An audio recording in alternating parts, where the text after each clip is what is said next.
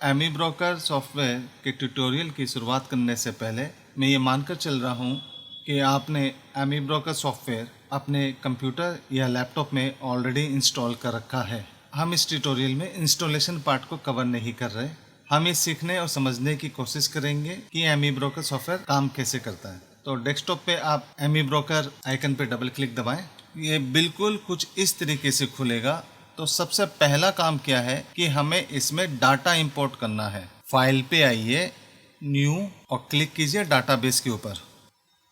अब ये हमें एक पाथ दे रहा है कि कहाँ पे डाटाबेस बनाना है। तो हमें ये बता रहा है ये डायरेक्टरीज है ये, तो इसे आप एज इट इज ही रहने दें और यहाँ दबाएं क्रिएट। ये अब कह रहा है इनेबल रिकमेंडेड, यानी कि लोकल डाटा स्टोरेज पे इनेबल रहने दें। ये इसकी सलाह भी है क्योंकि हम एमी ब्रोकर का इस्तेमाल करेंगे लॉन्ग टर्म स्ट्रेटजी के लिए, लॉन्ग टर्म इन्वेस्टमेंट प्रोसेस को अंडरस्टैंड करने के लिए। तो हम इसे एंड ऑफ डे पे रहने देंगे। यहाँ क्लिक करें ओके। अब दूसरा काम है इंपोर्ट विजार्ड। यहाँ पर पिक फाइल्स, हमें एक फ़ाइल पिक करनी होगी। तो फाइल हम कहाँ से लाएं? तो फाइल हम लाएंगे गूगल से। तो आप गूगल में सर्च करें डेली भाव कॉपी।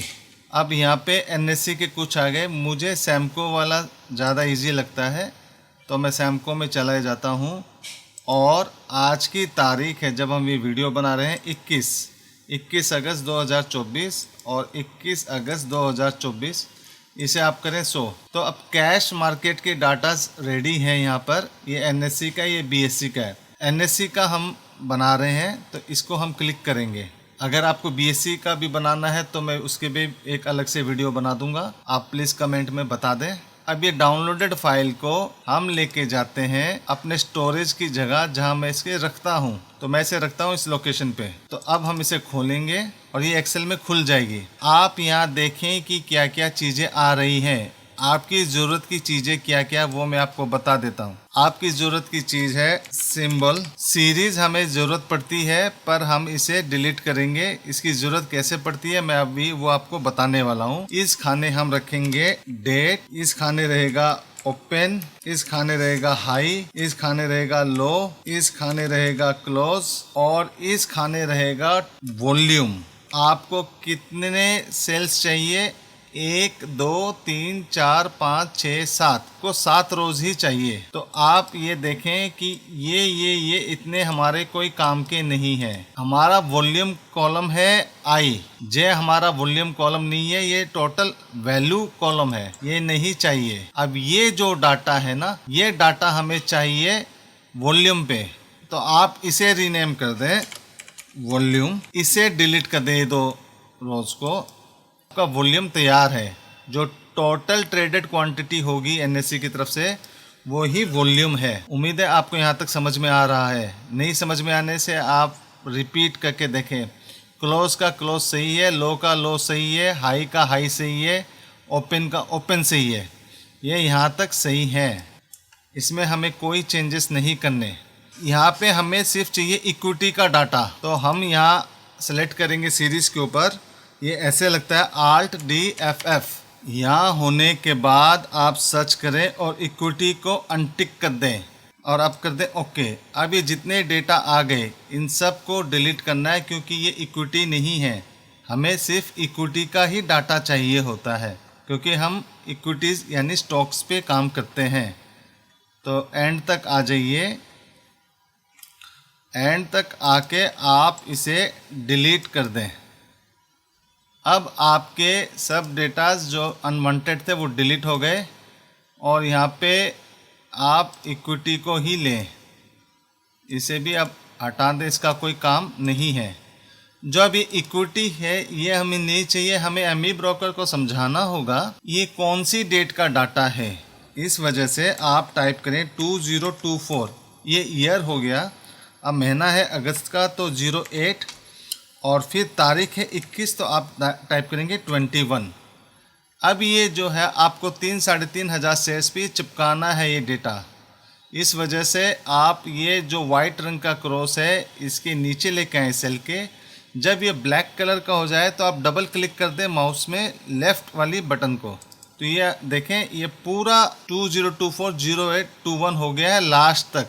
इसके बाद ये जो हेडिंग है ना, ये हटानी होती है। अब ये डेटा हो गया ready as per the format of AmiBroker. ये हमारा हो गया पूरा काम। अब ये काम जो है, ये 3-3.5 स्टॉक्स इसमें आ गए हैं जो भी एनएससी में लिस्टेड हैं, पर ये डेटा है सिर्फ 1 डे का, डेट इज 20240821।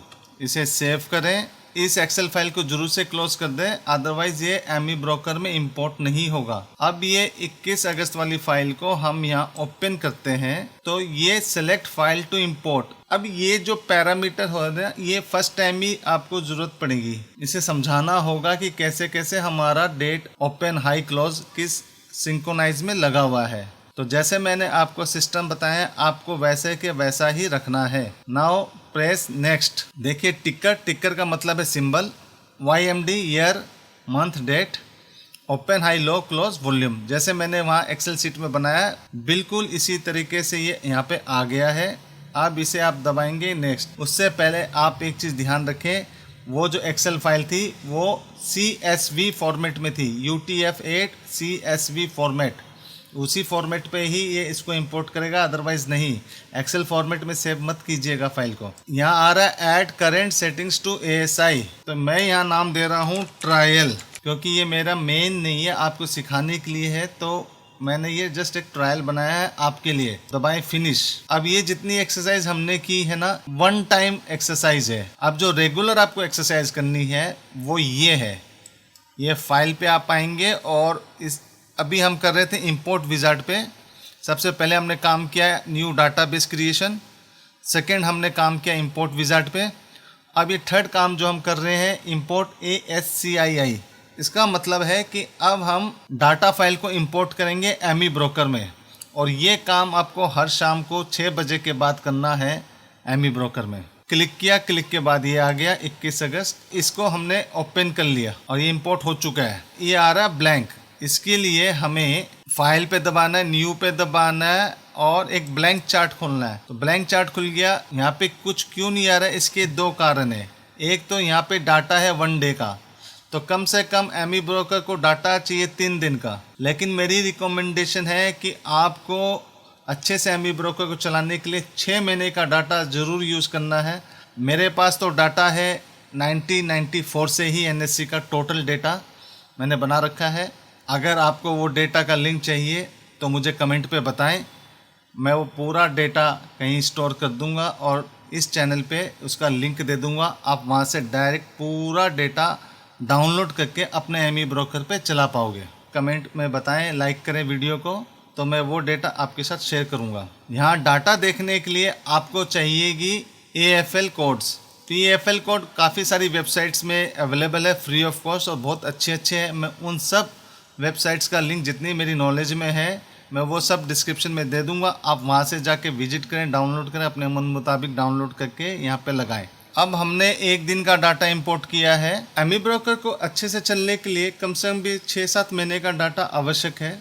जितना डाटा अगर आपके पास हो उतना ही बढ़िया है। डाटा इंपोर्ट करते हैं 1 जनवरी 2024 से लेके 21 अगस्त 2024 तक का। फाइल इंपोर्ट ASI, पहले हमने किया था इंपोर्ट विजार्ड, अब हम करेंगे इंपोर्ट ASI और 2024 में जाएंगे। यहाँ से हम सिलेक्ट करेंगे टोटल। तो यहाँ पर जो डेटा है वो है 1 जनवरी 2024 से लेके 21 अगस्त 2024 तक का।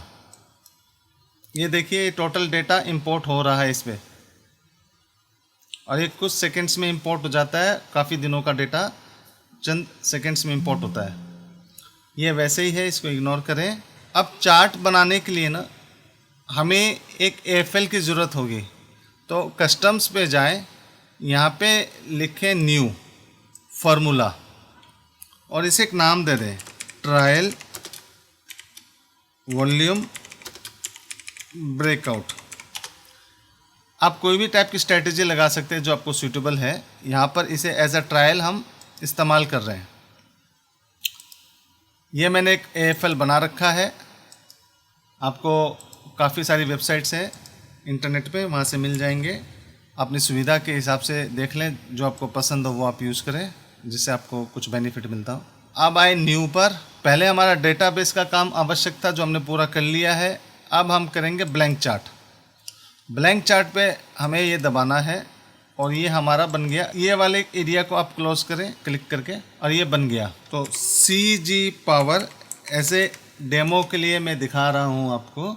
इस स्ट्रैटेजी ने यहाँ पर एक बाई सिग्नल जनरेट किया था 13 मार्च 2024 को और सेल सिग्नल जनरेट किया था 18 जुलाई 2024 को और इसमें मिनिमम रिटर्न बना है 466 की परचेज रही और सेल रही 686 की। 200 रुपये तक का प्रॉफिट बना है मार्च से लेके जुलाई तक के बीच में 450 रुपये के स्टॉक की कीमत के ऊपर। आप ये देखें, ABB देखें, यहाँ पे ऐसा फिर ऐसे प्रॉफिट, उसके बाद थोड़ा उतार चढ़ाव है।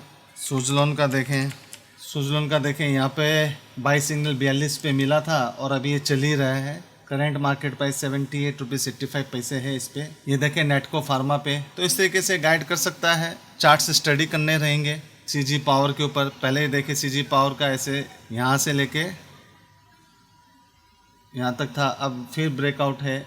अब देखते हैं आगे क्या होता है इस पे। ये अशोक लीलैंड का चार्ट है, ये अशोका बिल्डकॉन का चार्ट है। तो इस तरह एक प्राइस रेंज में मिलता है। उसके बाद फिर तो ये लंबे अवधि के लिए है, इंट्राडे के लिए नहीं है, इस इन्वेस्टमेंट पर्पस के लिए है। ये अच्छे स्टॉक्स ढूंढें। पेट्रोनेट का देखें कितना ब्यूटीफुल चार्ट है। लो प्राइस में एंट्री है, इससे पहले भी इसमें एंट्री है, उसके बाद यहाँ पे एग्ज़िट है, यहाँ पे एंट्री है, फिर इतने पे एग्ज़िट है, फिर एंट्री है, फिर यहाँ पे एग्ज़िट है, फिर एंट्री मिलती है, फिर एग्ज़िट है। आगे जा अभी तो चल ही रहा है, एग्ज़िट अभी दिया नहीं है इसने। तो एक अच्छे क्वालिटी स्टॉक्स ढूंढें। क्वालिटी स्टॉक्स में आप इस पर देखें कि किस तरीके से आप कर सकते हैं। This is not any by cell recommendation. PNB के चार्ट्स डाउन ट्रेंड पे हैं और बारी बारी बता रहा है कि निकल जाने में ही। महिंद्रा का चार्ट देखिए कितना ब्यूटीफुल तरीके से आया है। एंट्री मिली थी 2084 के आसपास, एग्ज़िट हुआ है 2705। 650 रुपये के आसपास का गैप मिल रहा है यहाँ पे। स्विंग ट्रेडिंग या लॉन्ग टर्म इन्वेस्टमेंट के हिसाब से ये वाली स्ट्रेटजी है। अलग अलग स्ट्रेटजी है, काफ़ी स्ट्रेटजीज मिलती हैं इसकी, आप उन सब में ट्राई करें। अब नेक्स्ट वीडियो है वॉच लिस्ट के ऊपर। वॉच लिस्ट समझना और बनाना ज़रूरी है ताकि आप अपने स्टॉक्स को ट्रैक कर पाएँ, उनका प्राइस एक्शन, उनका मोमेंटम आप समझ पाएँ। तो उसका लिंक मैं डिस्क्रिप्शन में डाल दूँगा। देखने के लिए धन्यवाद।